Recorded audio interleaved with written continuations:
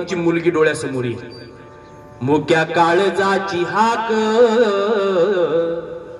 थेट आभाळाला बोले, लेक वडाची पारुंबी दोन घराला जोडते, जस माहेर सासर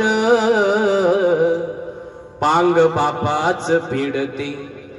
जेव्हा बापाला कळाले त्याचे काळीज जळाले, त्यानं छातीशी धरून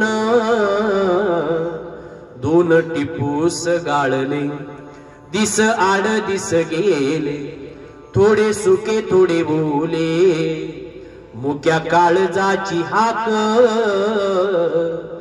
थेट आभाळाला बोले। सज्जना हो, पहिलं परिवर्तन असते ती म्हणजे मुलगी म्हणून। तिच्या जीवनात परिवर्तन होतं, कोणाची तरी बहीण होती। बहिणीचं काय कर्तव्य?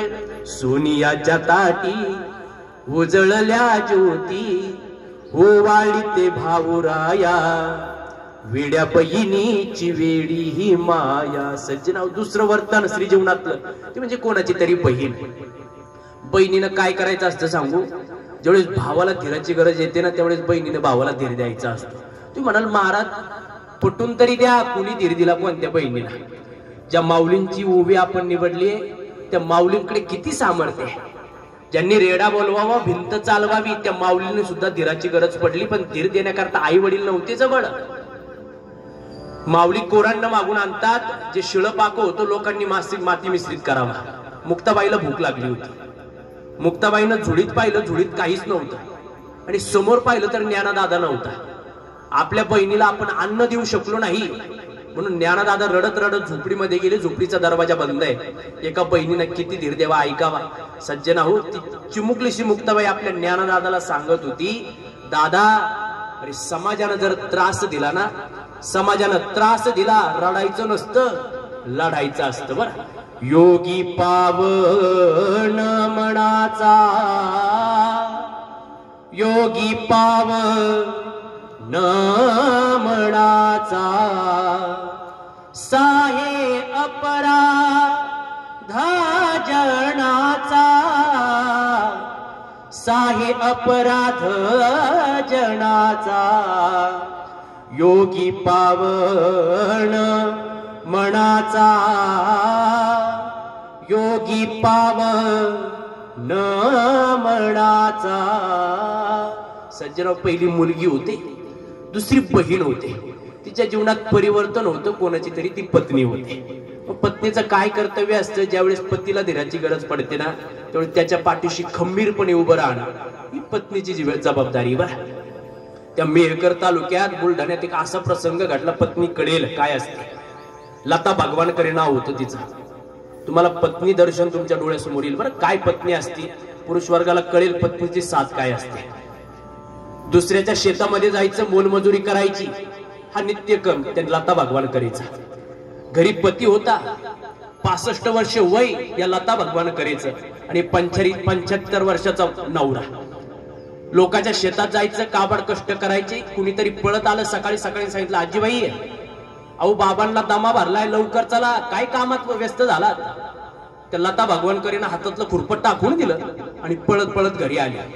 घरी कोणी नव्हतं, नवरा जमिनीला पडलेला पाहिला, तिनं कसं बसं नवऱ्याला उचललं, एक रिक्षा पाहिली, रिक्षात टाकलं आणि तालुक्याच्या ठिकाणी घेऊन गेली। डॉक्टरांनी सांगितलं इथं उपचार होणार नाही, जिल्ह्याच्या ठिकाणी घेऊन जा। तसंच गाडीत टाकलं, हॉस्पिटलमध्ये घेऊन गेली। डॉक्टरांनी सांगितलं, माय नवरा वाचावा जर वाटत असेल तर 1 लाख रुपये घेऊन ये। त्या माता माऊलीनं कानाला हात लावला बरं, तिला वाटलं कानातलं मोडेल। कानाला हात लावला तर कानात काहीच नव्हतं तिच्या, तिला वाटलं गळ्यातलं मोडेल। गळ्याला हात लावला तर फुटका मणी नव्हता गळ्यात। तशीच खाली बसली, जवळ पाहिलं तर फक्त 500 रुपयाची एक नोट होती। असं म्हणतात समोर साईनाथांचा फोटो होता, आणि ती साईनाथांना म्हणत होती, बाबा जसा जन्म झाला तशी गरिबी पाठीशी लावली, आता मरतोय, माझा नवरा मरणाच्या दारात आहे, त्याची पत्नी त्याच्या जवळ आहे, काय उपयोग आहे पत्नीचा?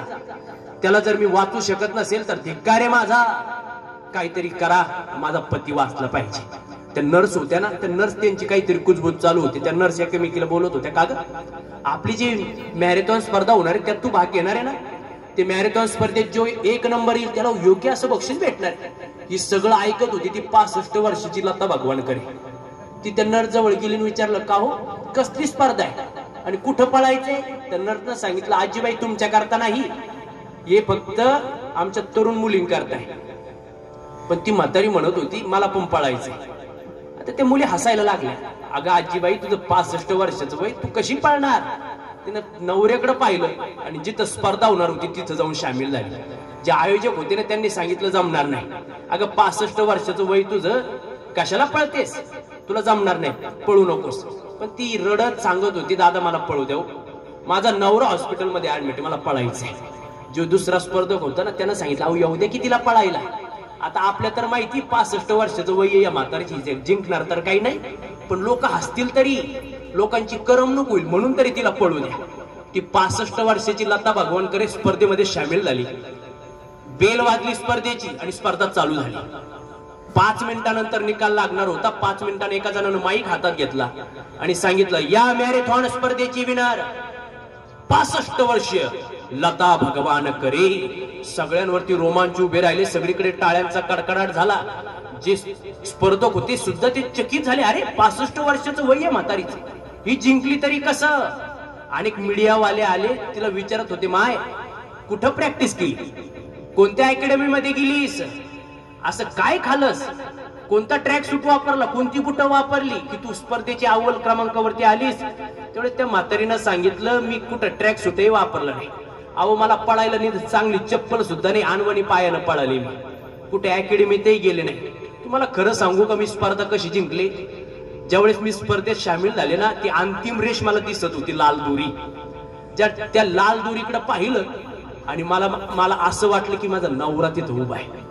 मी त्या लाल दोरीला धरावं म्हणून नाही पळाले बरं, मला इतकं गैरून आलं, मी मनोमन विचार केला, माझा नवरा तिथं पडलेला आहे, आत्ता पळत जाईल आणि माझ्या नवऱ्याला मिठी मारीन, म्हणून दादा पळाले गाड्या. इतकी पळाले, जीवाचा आकांत करून पळाले आणि स्पर्धेचा निकाल लागला. मला कळलं सुद्धा नाही मी जिंकले म्हणून. का तर नवऱ्यावरचं प्रेम काय असतं एका पत्नीकडून शिकावं, पण जीवनात पत्नी भेटेल सांगता येणार नाही.